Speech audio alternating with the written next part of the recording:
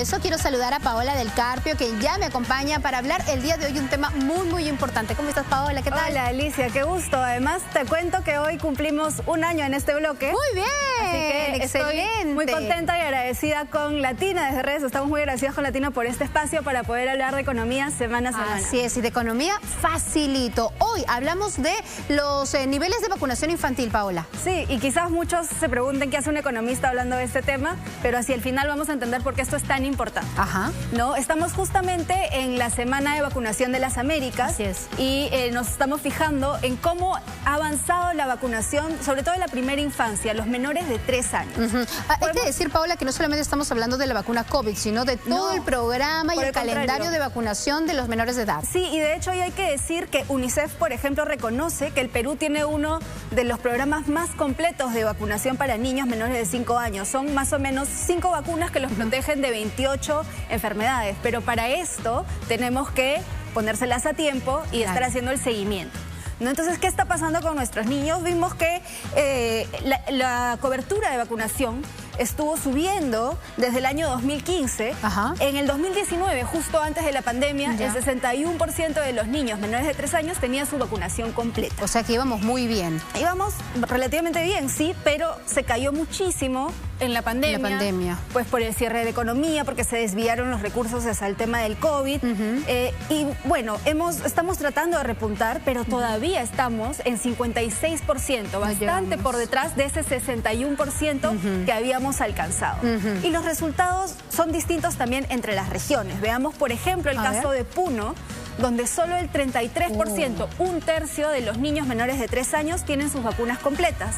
Y en Madre de Dios y Loreto hablamos del 42%. Estas son las regiones con menor cobertura. Con menor cobertura, ¿no? Entonces, donde hay que hacer un mayor esfuerzo. Además, te comento, Alicia, de 10 niños, solo 4 con su esquema de vacunación completa. Entonces, eso es bajísimo. Con lo preocupante que es esto y la caída que hemos tenido, a pesar de ello, el presupuesto para vacunación se ha reducido.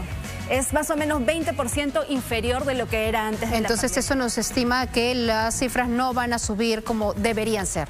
Exacto, se necesita hacer un mayor esfuerzo.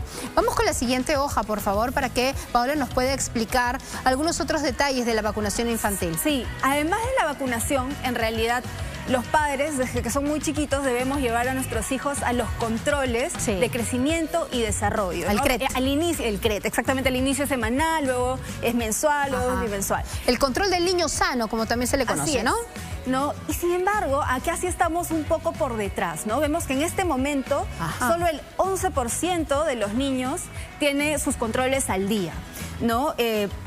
Y bueno, también cayó importantemente para la pandemia, pero en general es un número muy bajito. Estábamos mucho mejor, en 18%, pero igual bajo, y ahora en 11%. Pero acá algo que resalte, que quizás es contraintuitivo para las personas que nos escuchan, es que donde peor está funcionando esto es en Lima Metropolitana. ¿Y por qué? En nuestra ciudad. ¿Por qué crees? Primero, porque esto también se asocia, normalmente estos controles hay que hacerlo en horario laboral, hay poca flexibilidad en muchos trabajos, entonces eso complica mucho a las madres y padres de familia.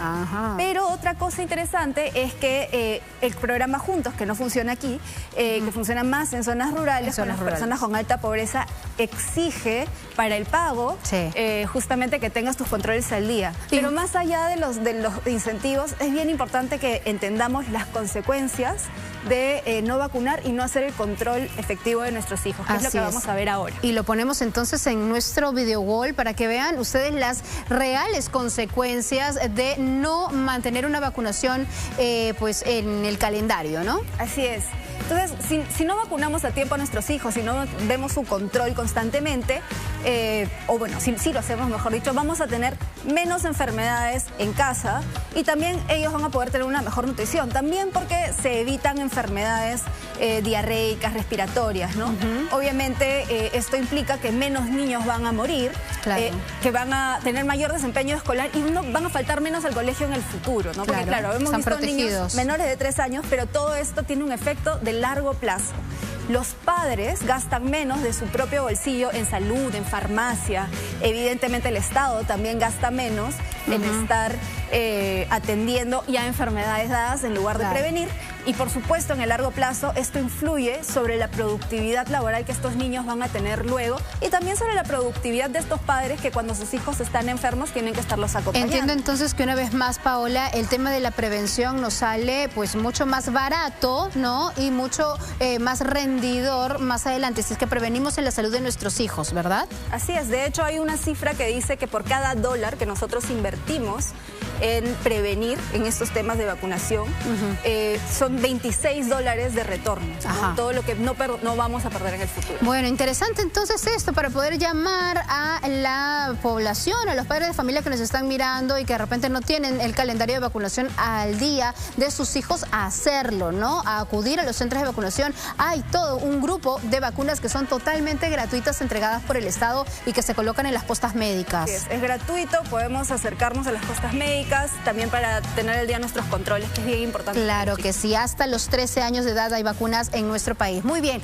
Paola, muchísimas gracias por la información, haciéndoslo cuenta facilito.